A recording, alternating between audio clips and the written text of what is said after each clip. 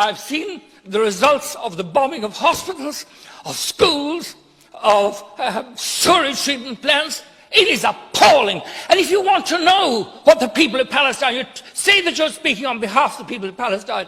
If you want to know what the people of Palestine want, ask the Palestinian farmers.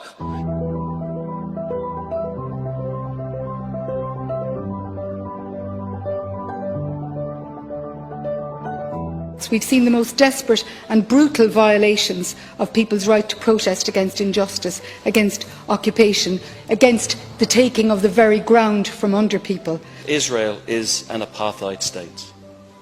Any of us who have been there know that. Once you know that, it changes you.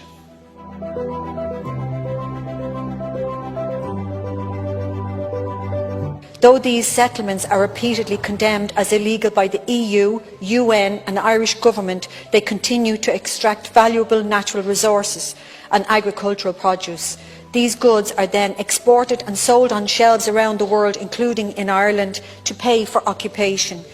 There is a clear hypocrisy here. How can we condemn the settlements as illegal, as theft of land and resources, but then happily buy the proceeds of this crime?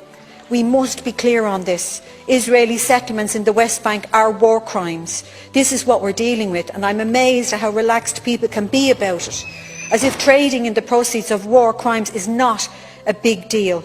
I witnessed with my own eyes the crushing indignity of a Palestinian community cut off from their water supply so that it could be diverted instead to support an Israeli chicken farm.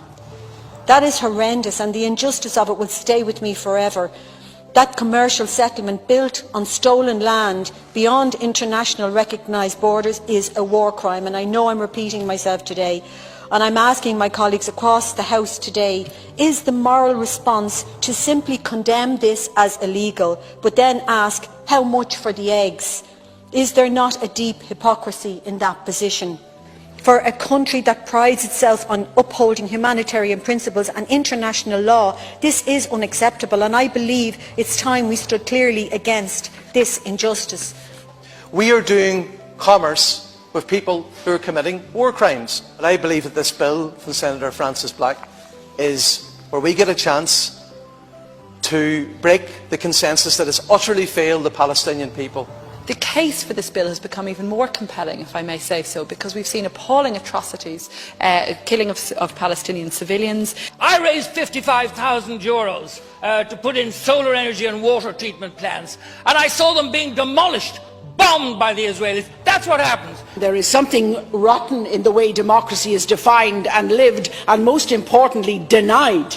The relentless expansion of Israeli settlements on Palestinian territory is unjust, provocative and undermines the credibility of Israel's commitment to a peaceful solution to a conflict to which we all want an end. Nelson Mandela came to a joint sitting of these houses in the early 1990s, and he said what made the practical difference on behalf of the Irish people was definitive action from the people, was a boycott, was solidarity, and that can make the difference here.